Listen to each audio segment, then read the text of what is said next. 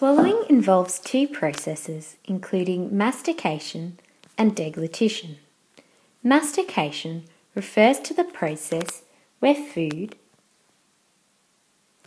is made into a bolus by the grinding action of the teeth and lubrication of the saliva. This occurs in preparation for swallowing, whereas deglutition refers to the process of swallowing where food moves from the oral cavity to the stomach. These processes are subdivided into different stages of swallowing, including the oral stage,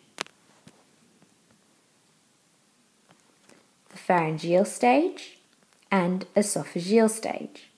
Today, we are focusing on the first stage, which is the oral stage.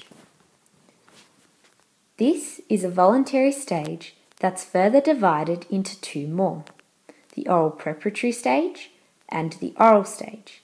This occurs in the oral cavity, a space extending from the opening of the mouth to the fossal pillars. During the oral preparatory stage, mastication occurs. Firstly, food enters the oral cavity and the orbicularis oris constricts to close your lips. This ensures that food stays in your mouth. Consequently, in order to breathe, air must pass through the nasal cavity. Thus, the palatoglossus muscle depresses the soft palate and elevates the posterior tongue to ensure food stays in the oral cavity. Once the food is in the oral cavity, the tongue then moves the food around to ensure it comes in contact with the saliva and the teeth so that it can be lubricated and broken down to form a bolus. In order for all this to occur, the intrinsic and extrinsic tongue muscles contract. The intrinsic muscles have their origin and insertion within the tongue, and their main action is to change the shape of the tongue, whereas the extrinsic muscles have their origin outside of the tongue and insert into it. Their main action is to move the tongue. The intrinsic muscles involved in this process include the superior longitudinal muscle. This elevates the tip of the tongue so that food can come in contact with the hard palate. The inferior longitudinal muscle depresses the tip of the tongue so food moves to the floor of the oral cavity. The vertical muscle flattens the tongue, and the transverse muscle narrows the tongue to move the food around the mouth.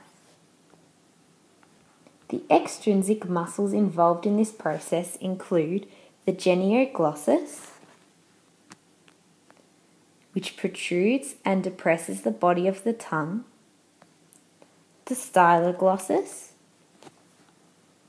which elevates the posterior tongue, the palatoglossus, which depresses the soft palate and elevates the posterior of the tongue so that food remains in the oral cavity.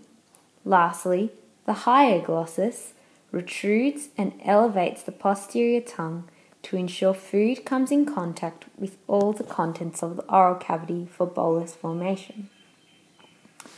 After the combined efforts of these tongue muscles to assist in the creation of a bolus, we move on to the next stage of swallowing, the oral stage.